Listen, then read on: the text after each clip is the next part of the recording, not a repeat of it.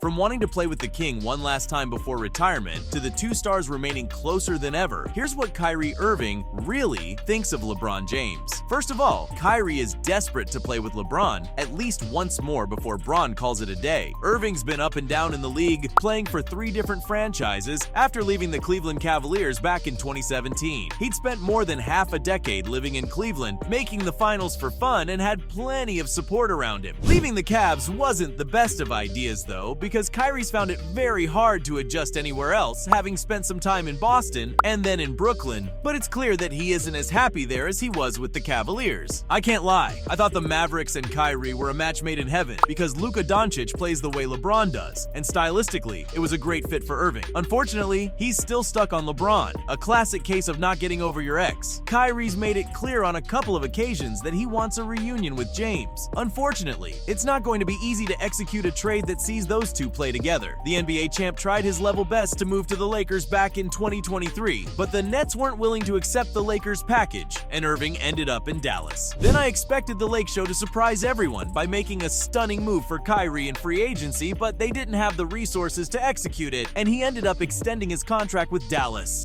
That still didn't bring an end to these rumors, because Irving tried convincing LeBron to jump ship. Back in June, reports emerged that Kyrie wasn't giving up on the idea of a reunion with LeBron, and with the Lakers out of the running for the point guard, his idea was to convince LeBron to move to Dallas. Before you judge Kyrie, I'm gonna remind you that this man's known for some controversial opinions, like believing the earth is flat, the world is run by secret societies, and many other controversial takes. So if he thinks that LeBron moving to Dallas was doable, then I can't say he was messing around. He actually thought there was a possibility of such a trade materializing. Of course, as you'd expect, neither of the two franchises were completely on board, and why'd they even consider that?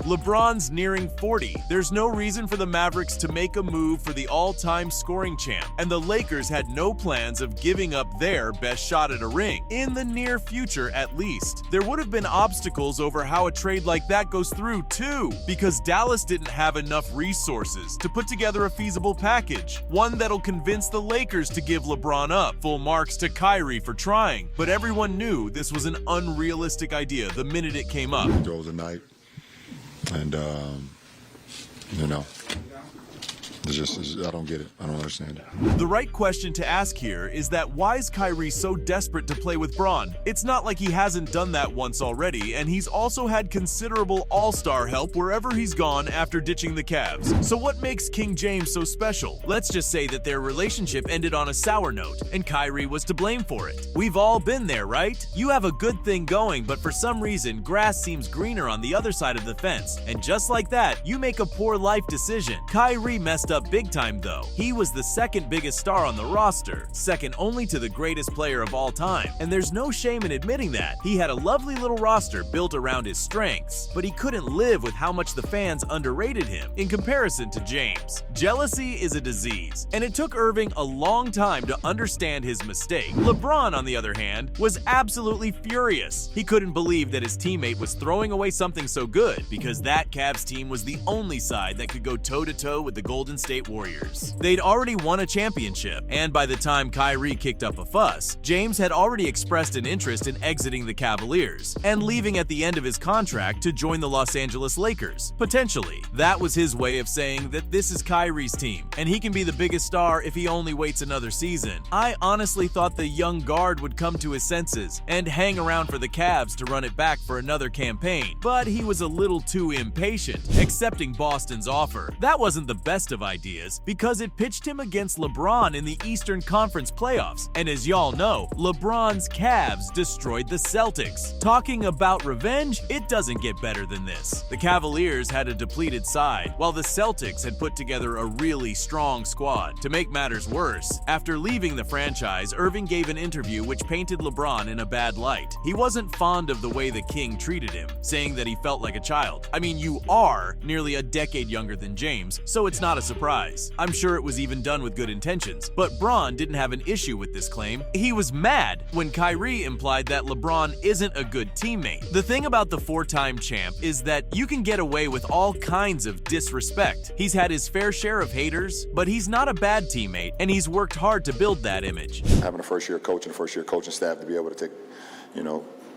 take them to the Western Conference Finals. I think that's dope for Coach Ham and his coaching staff going forward.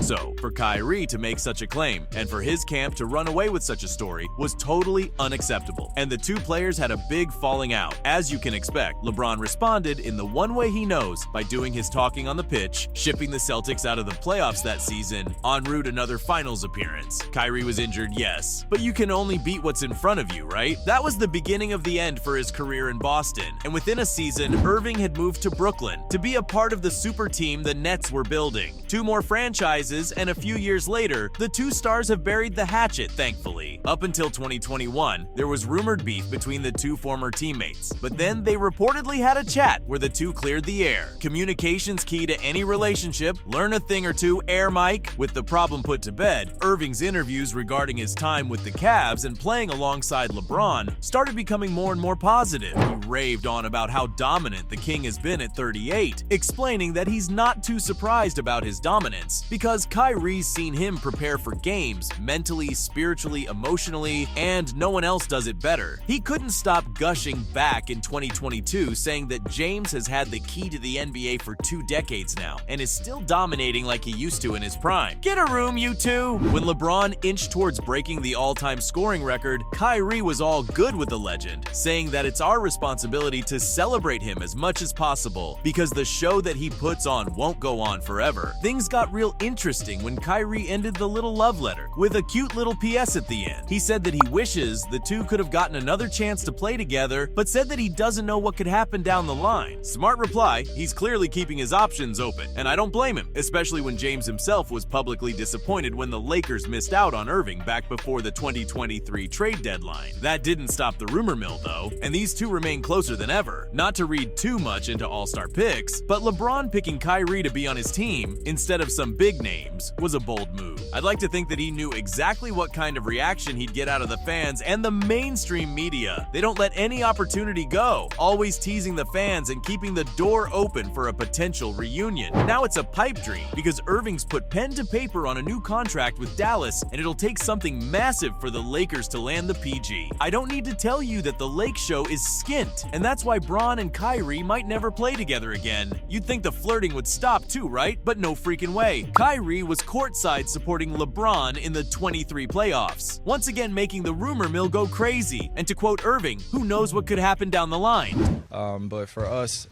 in terms of learning the nuances of the game and also how to win on the court and also how to carry ourselves off the court, I feel like he's been a great influence in that role. So, from the two stars remaining closer than ever to Kyrie's wish of playing with Bron one more time before his retirement, that was what Kyrie Irving really thinks of LeBron James.